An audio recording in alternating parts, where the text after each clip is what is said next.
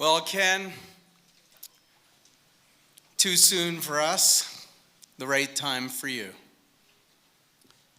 My name's Richard Wine, and I am honored or privileged. I'm blessed that Ken Pope chose to spend so much of his life on this mortal coil with me.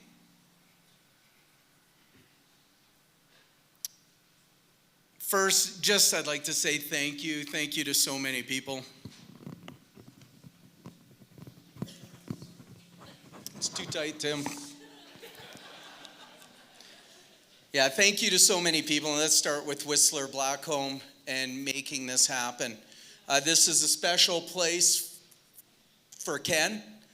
He worked at Blackcomb before Blackcomb became a mountain, cutting some runs. He helped build this building. He swung a hammer during the summer months, and in the winter, he worked on patrol right from the very beginning.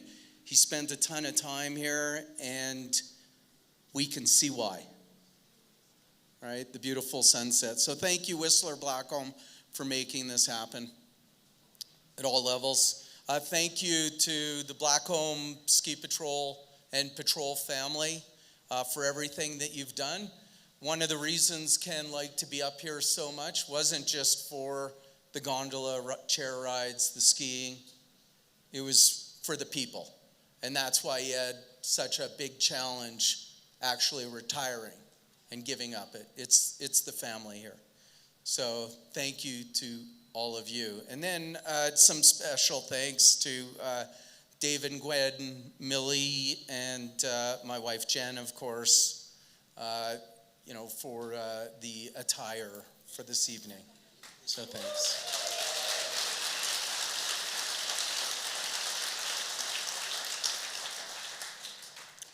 A few years ago, Ken and I went to Las Vegas, Nevada, which I know is the antithesis of Ken Pope. We had a twofold function there, though, and one of the functions was the Barrett-Jackson auto show. And Ken loved, his GTO, and we went to this Barrett-Jackson auto show with 3,000 cars, and 200 of them were GTOs, and we scrutinized every single one of them. But in Ken's life, he always thought formal attire was a Hawaiian shirt. He thought that if you were going someplace fancy, you wore a Hawaiian shirt. But he wore a sport jacket or a suit jacket a couple of times in his life. And one of those times, of course, was his wedding. And when we were in Las Vegas on that occasion, he chose to bring that jacket with him. And we were sitting in a fancy hotel, the Wynn Hotel, and there will be a photo on the screen later about, of this particular event. And we're just sitting there, and he's wearing his suit jacket and no Hawaiian shirt. It was so odd. And he's drinking a rum and Coke, and we're just sitting there watching what's going on. And this couple comes walking up. The guy, he looked like a normal guy, like any of us in the room. The guy's wife, also like any of the women in the room, but done up to the nines, 6 foot tall, looked like a supermodel. The guy comes walking up, and he's just looking, and he looks at Ken, like I'm looking at Dennis there. Maybe I'll look at the back of the room at Fishbook, he's just looking at him. He's got his drink in his hand. He points, and he's just standing in front of us. He looks at Ken. How old are you? Ken's, what did he say? Yeah, repeats it. How old are you? Guy's wife, come on, honey, let's just go. Leave that guy alone. And Ken's, at the time, he must have been 69 or so. He was 70. He goes, I'm 70. 70? You're a goddamn good-looking motherfucker. I want to look like that when I'm old.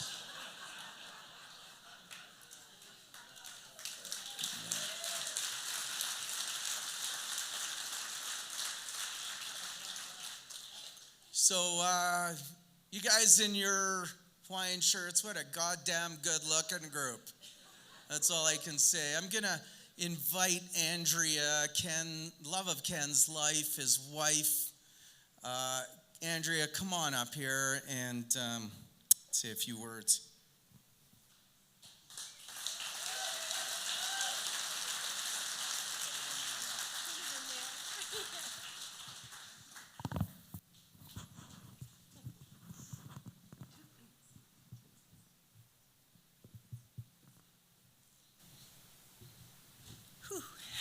Okay, Richard's a hard act to follow.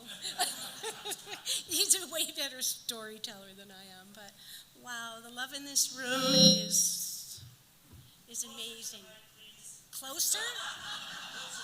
Closer? That's good? All right, this is a first.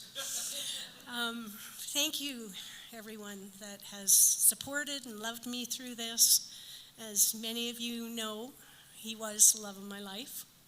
Took me a long time to find someone like Ken. I went through lots of different adventures. And I knew him on patrol for quite a while, and he was always calm. He was just comfortable to be around. We talk about work. He'd tell me funny stories, and we spent a lot of time having coffee in the corner over there with Richard and the gang and Ken and in the day. And I remember thinking, well, he's a pretty cool guy. But I had to continue to go and get, hit by a baseball bat with my relationship.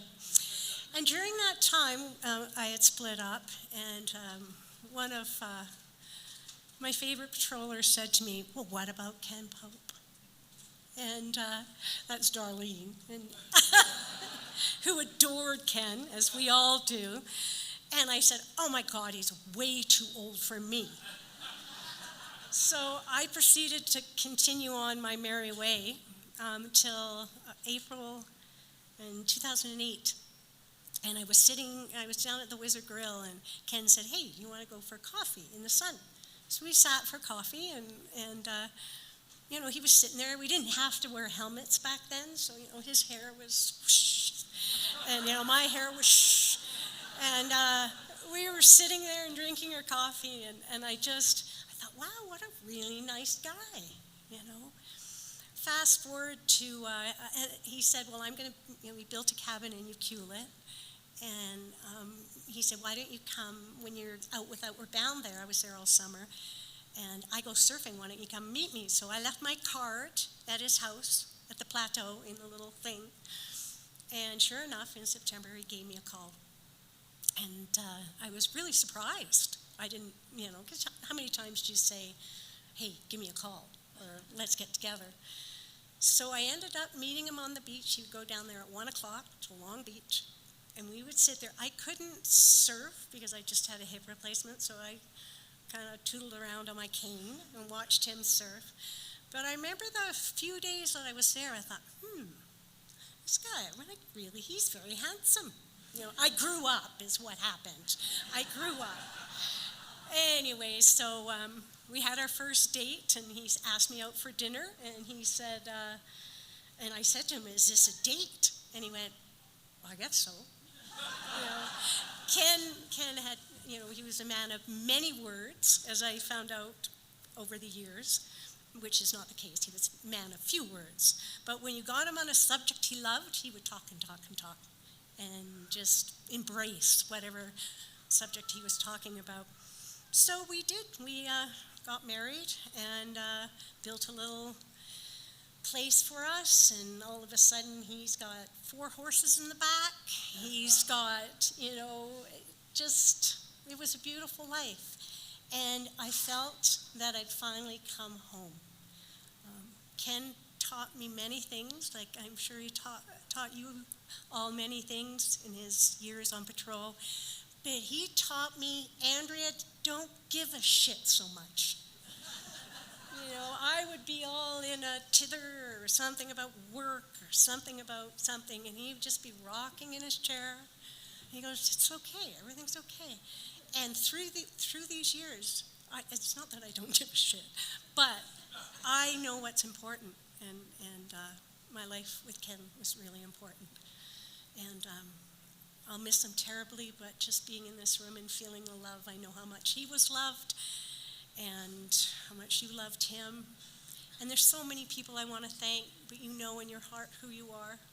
And I couldn't have done this last 2 months without you. And I'm just really, really, I'm so happy to see everybody in a pretty fine-looking group is what I can say. Okay, that's it.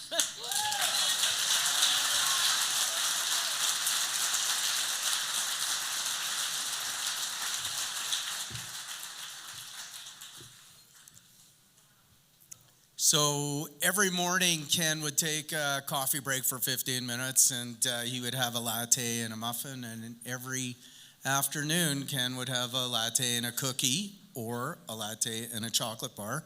I have a bunch of chocolate bars there in those boxes, Andrew, if you can just grab those, and you can spread them around to anybody that doesn't get one. You can always purchase one over at the Cat Bar, along with a beer or a coffee or a cafe or anything. But that's one of the reasons that we're up here, is this was a place that Ken loved to have a cafe latte and a chocolate bar or a cookie. And yeah, you can just grab those and casually just pass them around, and people can grab one or not.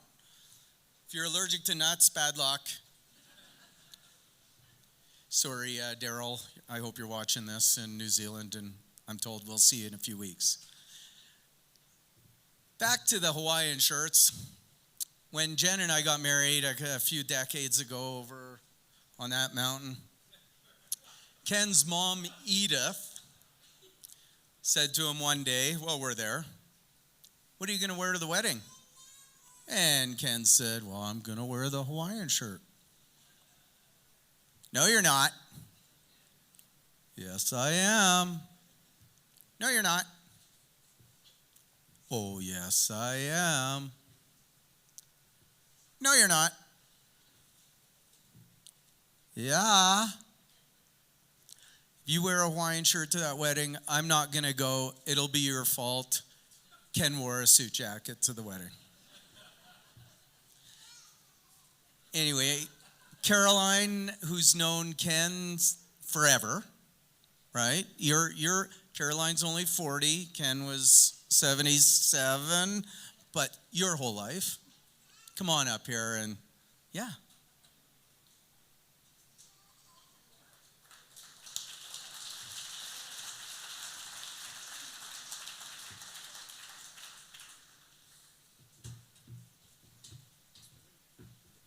Nice and close to the mic, I'm told. Hi, everyone. My name is Caroline Gale, and I was asked to talk tonight because apparently I've known Ken the longest. So I'm the winner. I won. So Ken and I met when I was 7. He was probably 10. We lived about 5 doors apart, and he was actually my brother's friend. But as being like a little sister, I followed them everywhere, except when they wouldn't let me. So I was asked to maybe tell a story about Ken when he was a child. And so I'm just picking one because it was an interaction I had with him in the winter on a skating rink. And I've remembered it this long, so it must have been important. We were out skating on the rink, and I'm a very clumsy person, and I did a complete flip up in the air, fell down, whacked my head really hard. And I'm laying there, and I'm thinking I really want to cry hard, because I'm like 8 years old. And I opened my eyes up to really wail, and Ken is standing there looking down at me with his Ken face and said, "Well, are you going to cry or get up?" I thought, well, that kind of took it out, didn't it? So I got up and we continued skating. So anyway, so that's my little story about Ken when he's I guess he was about 12 then. So yeah, he was a pretty good guy, and that's the way he kind of went through life. You're going to cry about it or you're going to get up. So that's the story. And I'd also like to read something to you, something that my husband Glenn and our son, he wrote on the day he found out that we lost Ken. Today we have learned that the mountain man, Today we have learned that the mountain man, Ken Pope, Whistler's longest and oldest ski patroller, our family's dearest friend and Mom's growing up buddy as kids, adults, took his last paddle out for a surf at the beach with his amazing wife. You look up Jack of all trades and you would find this man on the right picture every time. I am saddened by this news, and it has hurt our families and friends deeply. The world is a little less perfect today. See you on the ski hills in the after, my good man, and thank you for all the amazing skiing memories you've allowed my family to have. Love and respect, always rest in peace. Thank you.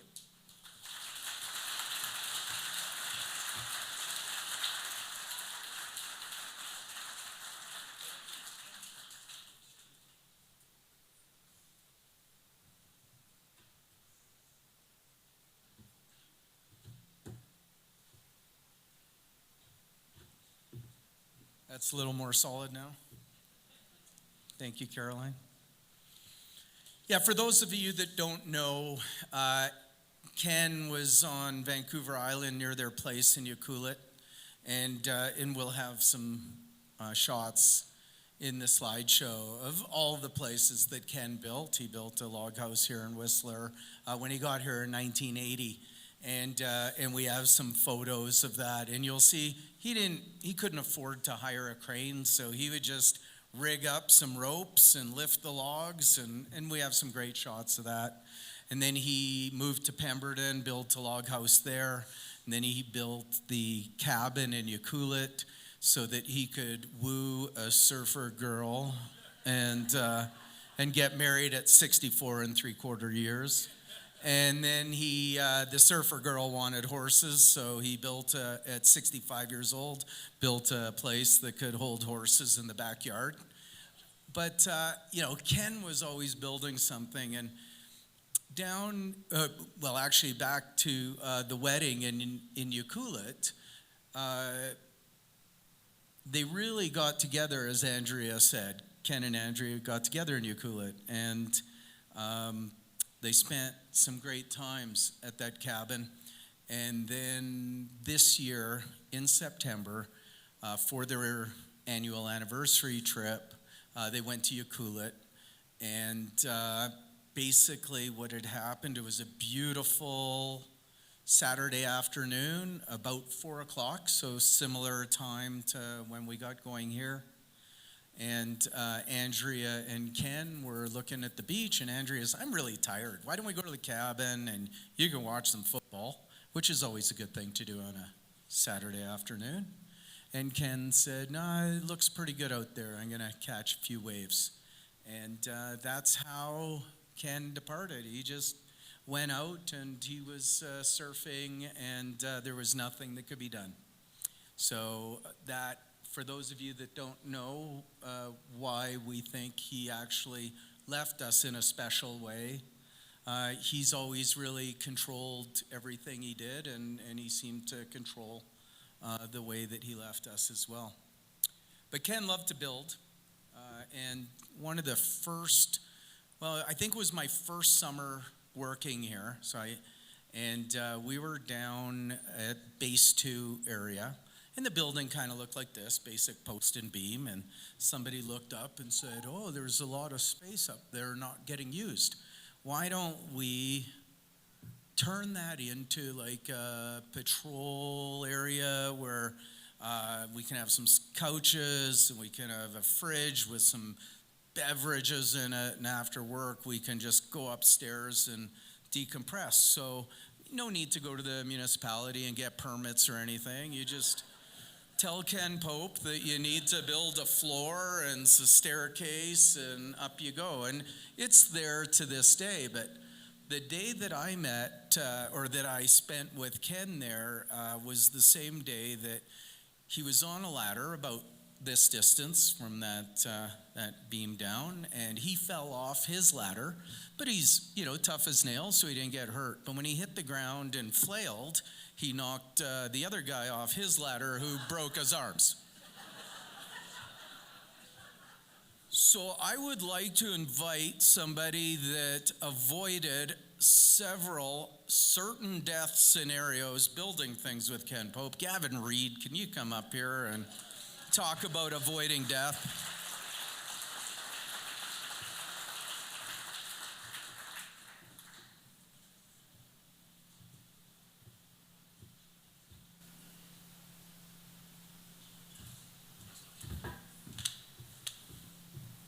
Well, Ken didn't try to kill me. He was just there when I tried to kill myself. We'll get that straight. I'm humbled. I'm humbled by this room. I'm humbled by this place. I look around here, and it's an emotional thing. There's not one of you in this room that can't say that Ken had an impact on your life, or you had a moment with Ken where it made you better, made you stronger, made you a better human, professional. You look around the mountains, it's a humble place. It's a tough place. It's a beautiful place. Humble. Ken Pope, humble. I challenge anybody to disagree with that. Tough. Tough as the storm. Calm as the breeze. You can't define them. Everybody, to look at a person's life or discuss their life at this point in time, it's from everybody else's. It's different facets. It's what you remember of him. It's what you remember of him, and it's all different experiences. So I can only speak to my experience. with Ken. I can't speak to yours, and everybody has to think about that and what that meant to them. But you look up at Blackcomb from the valley. You look at it from the top of the couloir, and you look around. There probably isn't a square meter on this mountain that wasn't skied on, worked on, fenced, roped by Ken Pope. He was here. He was here before it all happened. I had a speech. I wrote a speech. I read it. It's terrible. Yep, you're right, Derail. At least I can admit it. And then you look at Ken, and it's like, well, would he have written a speech? I don't think so. Plus, my spelling and grammar is terrible, and it would have made no sense to you guys. You talk about Ken Pope. You were talking about being at the car auction, right? So, to describe Ken in terms of cars, classic, beautiful muscle car, right? Part classic, beautiful muscle car, GTO. Nobody can argue with that. Cruising down the highway in the sunshine, outstanding. Plus, the super reliable, heavy-duty pickup truck that wasn't afraid of any weight, any storm, could get through anything, right? He was all that rolled into one. I had the pleasure of meeting Poper's mom a bunch of years ago, and what a woman, Edith. And you didn't think Poper was scared of anything. Yeah. One thing I would say, hey, just maybe one, but she was from what I could tell, she was very much like Poper. Didn't say too much, but when it was being said, you better listen. And that was Poper, right? He didn't say very much unless it was like talking about cars or football, or he had something passionate to talk about. But man, when he opened his mouth, you should probably listen. And I was fortunate enough to be in, I think it was like a level 4 meeting one night at the cabin, and there was a bunch of senior managers there, and there was a lot of talking going on, and Ken just sit there.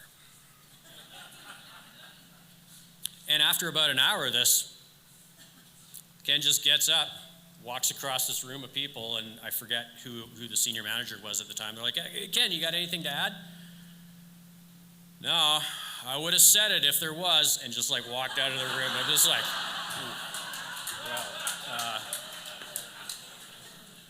that's a bold move, but only Ken could have gotten away with that, right? Because it's true. If he had something to say, he would have said it. It would have been said long ago, and it would have said clearly and succinctly. As I said earlier, Poper never tried to kill me. He just gave me the opportunity to do it myself. I got to thank Wayne Coughlin for, teeing me up to. I think I helped Poper in some of his projects, or I got in the way at one point in time or another. But one of them was one fall, big windstorm, and Lakeside Gun Platform actually flipped over. And Poper and I spent a couple of weeks out there banging nails, trying to cobble this thing back together. And much like that story Richard told about him falling off the ladder, he might have had a slight tumble that I wasn't supposed to tell anybody about. So I'm not telling you about it. And they would have been flying me out. Poper gets up, keeps banging nails. For the next couple of days, he might have had a little sit down, and I did some of the heavy lifting. Tough as nails, that kid. Next opportunity I had was out at Diamond Platform.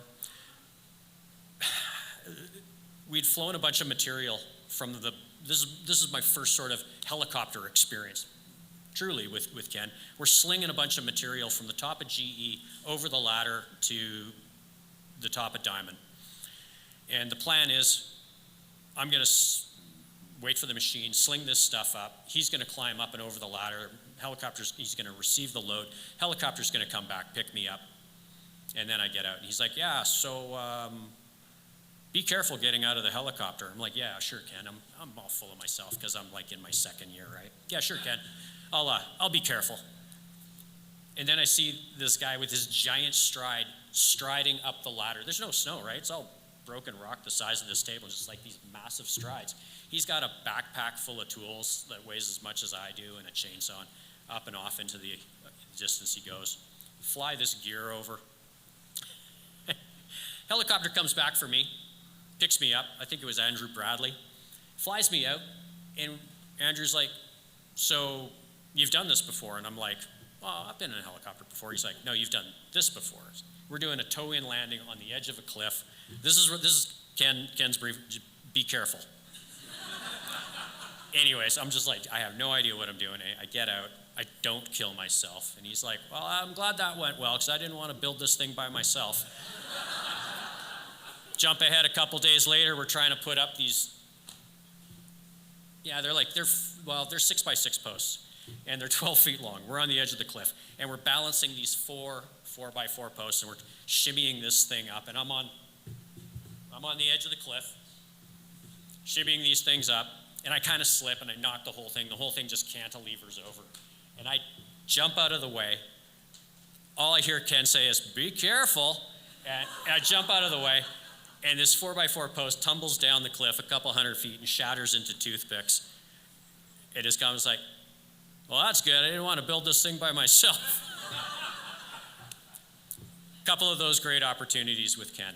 I learned a lot about, we all have mentors, and Ken was definitely one of the quiet mentors in my life.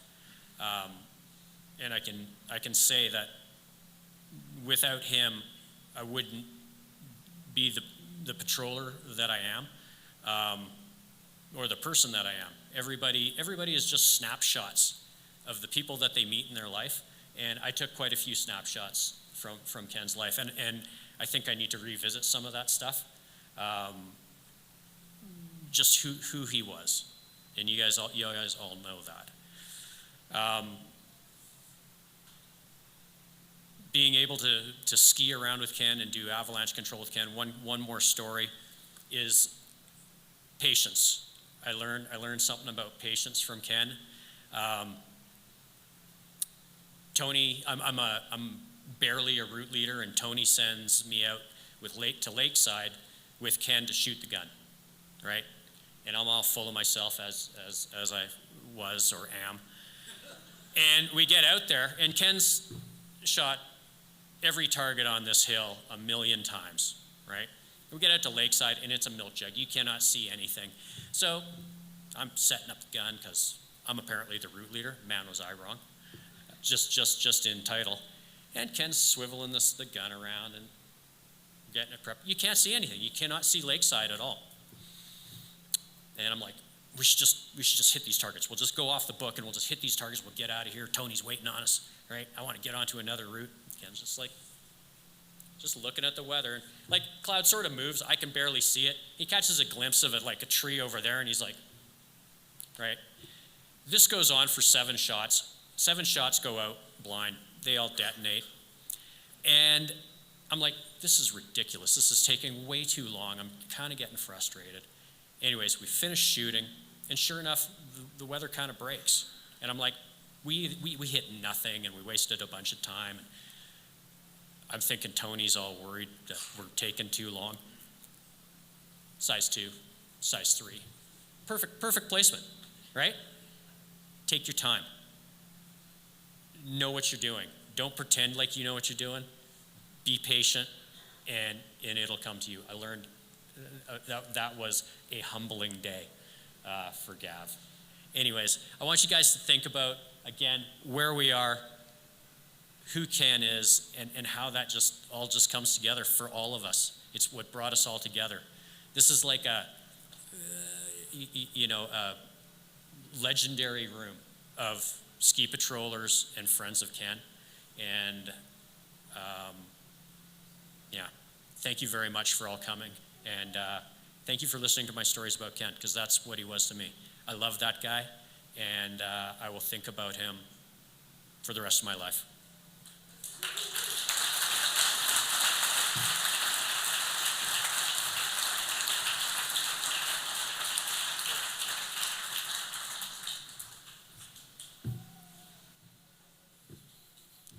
How many people in this room knew Ken to be really patient person? Yeah, everybody? Yeah, I taught him that. And I'm gonna wear it, and I'm gonna tell you. So we're going back, I don't know, probably about 30 years. Ken and I were on an avalanche control route together, not one of the guns.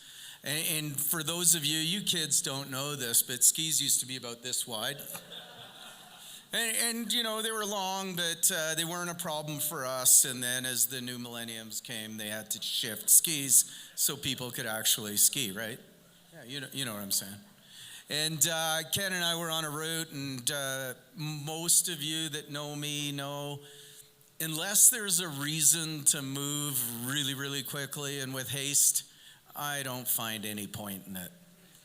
In fact, I try to find the opportunities to slow down in general.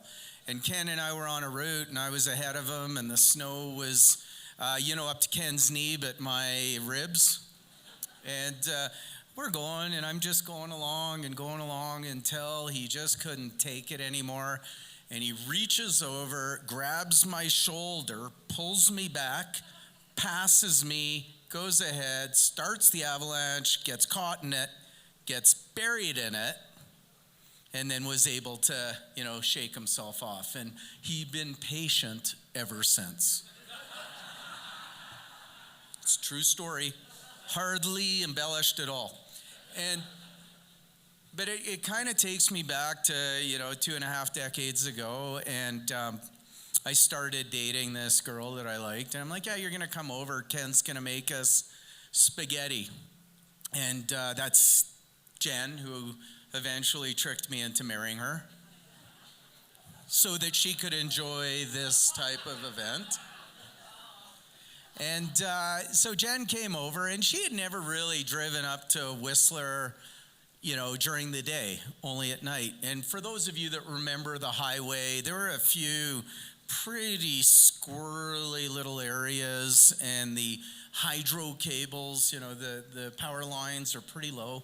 And up on the power lines, they had these big white reflective, I think they had tower numbers on them. And when you're driving on the highway at that time, just the ambient light from the headlights would reflect off them, and everybody would see them. So there we are at Ken's house, and he's in the rocking chair.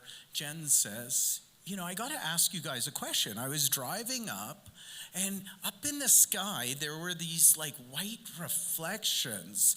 And as Jen's telling the story, he's just rocking there and starts, do do do do do do do do do do do. And Jen's like, no, really, what is this? And he's just like, do do do do do do do do. And that was Jen's, really her first, one of her first times with Ken. He didn't say a word, man, a few words. Just, continued to tease her, and now Jen's gonna come up and I think read a note from the family that I think sums up most of us, our feelings and our sentiment about this great man.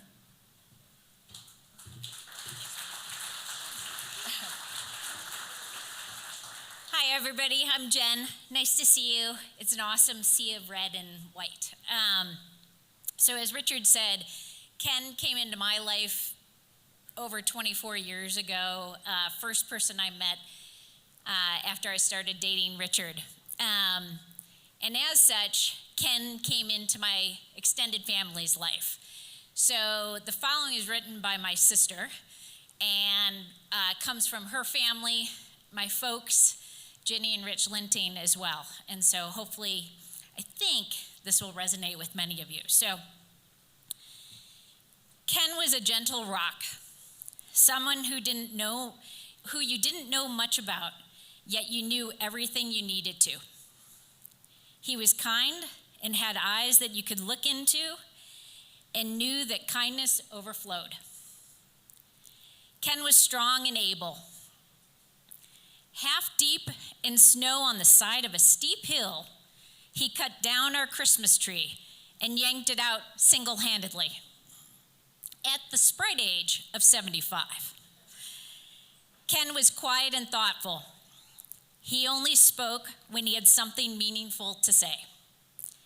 He gave of himself and didn't need to complicate life with the unnecessities, just those things that mattered. Friendship, integrity, hard work, accountability, and compassion for others. A man to admire, a man to befriend. Ken will be missed in the hearts of so many. He was a constant and someone we always thought would be there. Yet he knew when the time was right to go. We don't agree and we don't understand. Yet we accept he knew. And that's all that matters. He made a difference, and for that, we are forever grateful.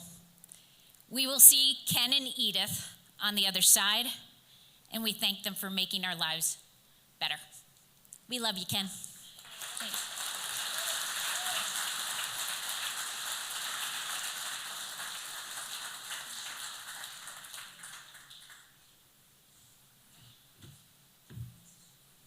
Thanks. Thanks, Jen. If there's any, or let me rephrase that, if there's somebody out there that really has some comments that you'd like to share with the group but haven't told me, just let me know now. Yeah, come on up. Yeah, and then after this, what we're going to do is go into a short slideshow, and yeah, it's a gauntlet. This was part of the test. Come on up.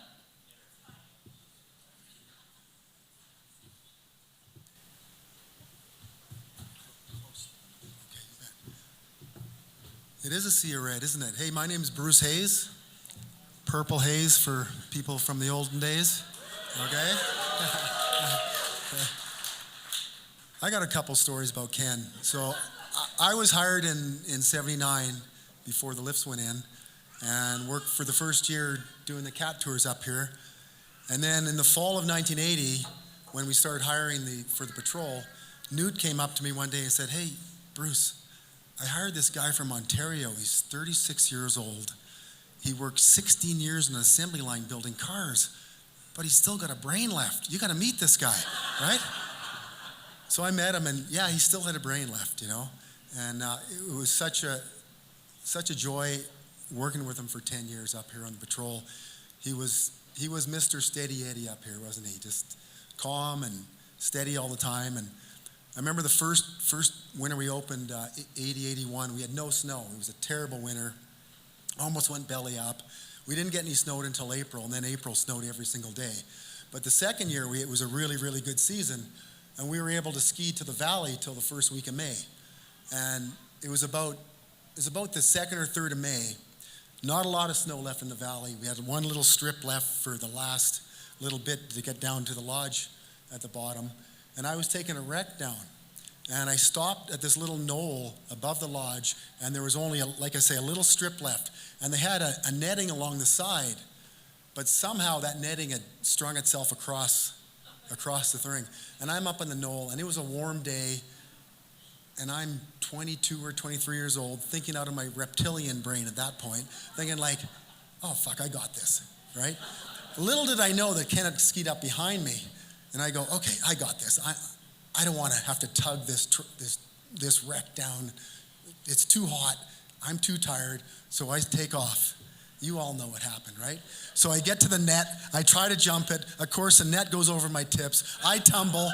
The toboggan comes over me. The woman in the toboggan screaming because she's covered. She can't see what's going on. I'm going. Then Ken skied down, helped untangle me. We get to the bottom, get her in an ambulance. Ken, in his calm way, looks over at me. He goes like, "What the fuck were you thinking?" I go like, "Obviously I wasn't, like." And then, so a couple months ago when Fillmore called, I'm living in California now, Fillmore called and, said Ken had passed. And I'm outside and we're in the evening talking with my girlfriend, and she goes, "So what are some of the sweet memories you have of him?" one of my sweetest memories of Ken, after we left Whistler in '89, we moved to the Kootenays. And about 3 years later, Ken was on one of his road trips, and he came by to visit. And I was so touched that he would stop. And he spent, a day and a night with us. And we just sat there and talked all night in that relaxed kind of Ken way, And he left the next day, but that was a really sweet memory that I'll take with me forever. And he was such a chill, steady Eddie that it was a privilege working with him all those years, and privilege knowing him, and I'll miss him a lot. So thanks.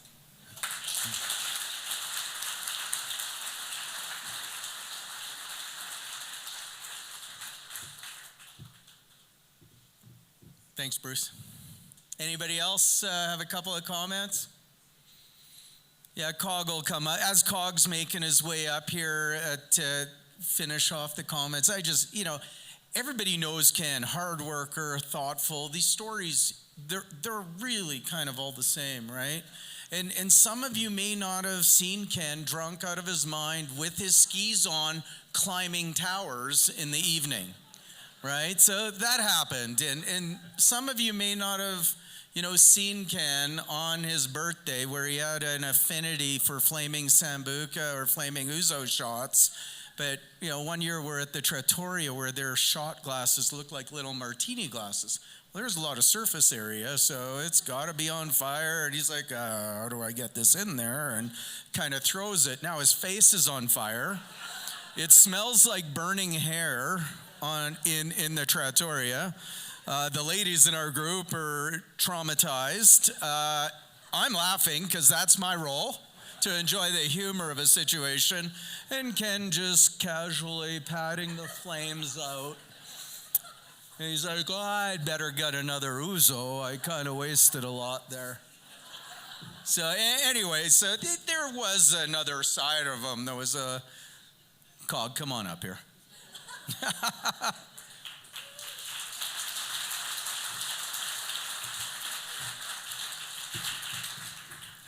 Hi, everyone. Well, Hazer said, Purple Haze, I'm Cog from Cog Goes to Hollywood, for those of you that don't know me. And yeah, that was another story. Ouch. Actually, I don't know if we still have my Cog's ass helmet that Popper made me, if that's somewhere, but Popper was a man of many talents. So, similar to Gavin's upbringing, I started in '82 as a lifty here, and we all had one change room down at base 2. Bump room was downstairs right below us here. It was a different time. But I got to learn about mountain life through Ken and Fillmore and Newt and that whole crew that some of you guys are still here. And it was that winter that I went over to Popper's house for some reason, and I got to meet Mrs. Pope. I didn't call her Edith, I called her Mrs. Pope. And I walked into Ken's house, and I was 21 or 22, and I was like, holy, this guy he's living the life that maybe I can do this. Maybe I can do this. And look at all of us that have done this over all this time. And it was just amazing to be around him. And he didn't emulate. I didn't want to just be the one, what am I trying to say, that emulate Pope's life. But really, when I look around at all of you folks, I mean, he created this culture, or helped be part of creating the culture, and we're brave. We do stuff. It's amazing the camaraderie and the amicability and the steadiness. And I think all of us have some of that skill set from Popper's steady, like, hey, calm down. This is what we're going to do. I had written a couple notes here, but that's really what I wanted to say was just when I look at all your guys' lives and my life, and Ken really, really helped shift that, and I think you would agree. Whether it was Arthur or Newt or Billy Mark or myself or their current patrol management, I mean, he was a pleasure he was the steady guy the whole time. He could fix anything. You know, as Richard said, he did all our bump rooms, all our dog sheds, all of our gun platforms, ass helmets, whatever it was. Poper was always the guy that got it done.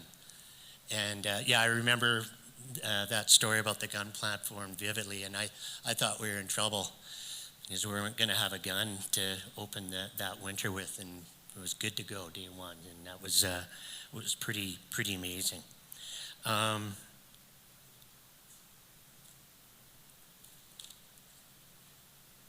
I think I wanted to just sort of end off with just a couple things. Poper was an original Blackcomb Blackhawk. We were a sad sack of hockey players. And I think I posted on Facebook a little while ago a shot of all of us old folks. And there was and Poper and Wango were actually right beside one another. And I thought, oh. So I got that one hanging up on the wall. But he had a short but storied career with us Blackcomb Blackhawks. And it was fun, but with that analogy in mind, I mean, Poper is #1 Hall of Famer. He's just amazing. I got to, I was sitting at Flow Beach with my wife in June, and down comes Andrea and Billy and Ken. And you guys didn't see me at first. And I just sat there. I was like, wow, they made it. What a life, you guys. And you did, and you do. And I'm so happy for you both. And thanks a lot.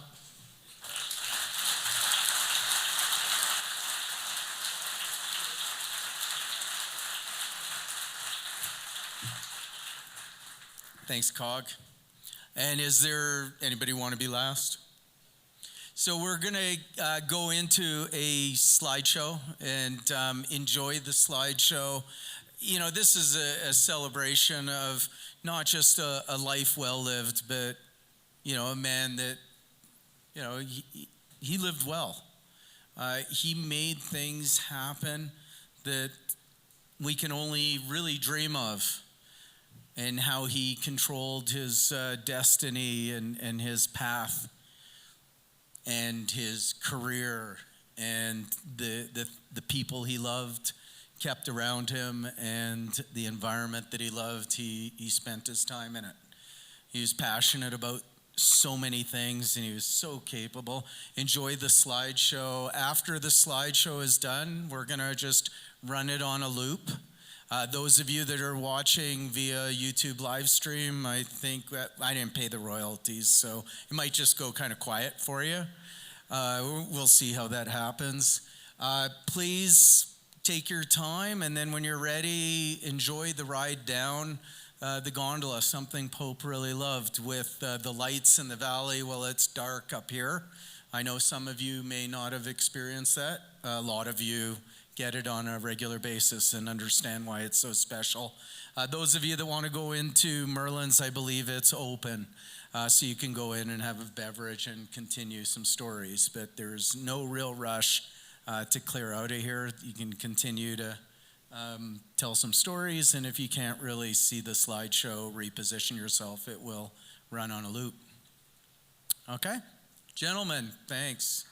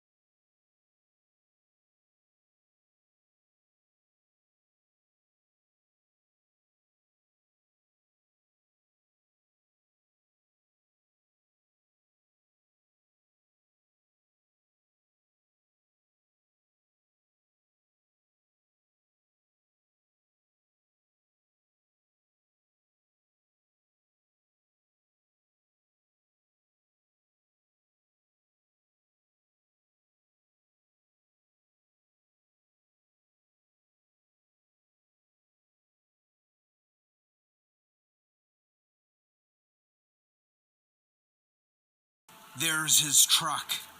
He must be near. The endangered species, the 40-year ski patroller Ken Pope. Let's see if we can find him somewhere here without spooking him. Oh, there he is. Ken came in 1980, had a couple of truckloads of logs dropped off. He was building a house in white gold. He needed a job. He had experience from Ontario ski patrolling. They hired him right away as soon as they looked at him. And he's been at Blackcomb ever since day one. Ken takes care of the toboggans. He takes care of building buildings for the dogs. Takes care of saving lives. He's been here for a full 40 years, since day one. Where's he off to now? He's probably gonna get in that truck. Let's go and save somebody's life. Just like he's been doing every day since 1980. There he is. We found him. That 40-year ski patroller doing probably what he does best.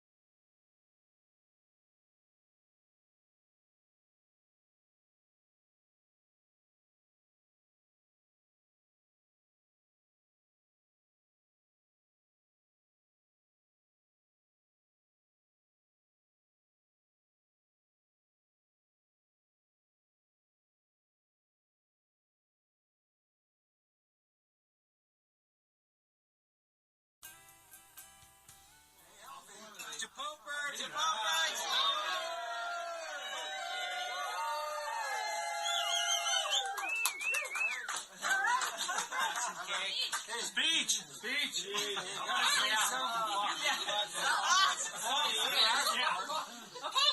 Even if it's you fucking guys. You fucking go. Anyways, it's been a pleasure all the years I've worked at the sun.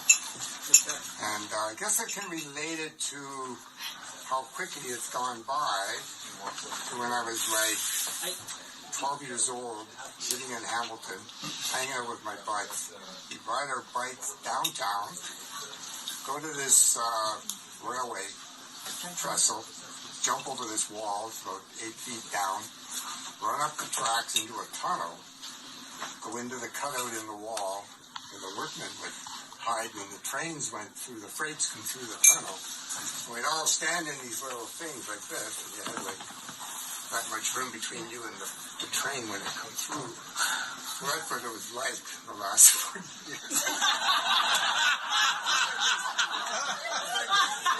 Just like going like this, and then it's over.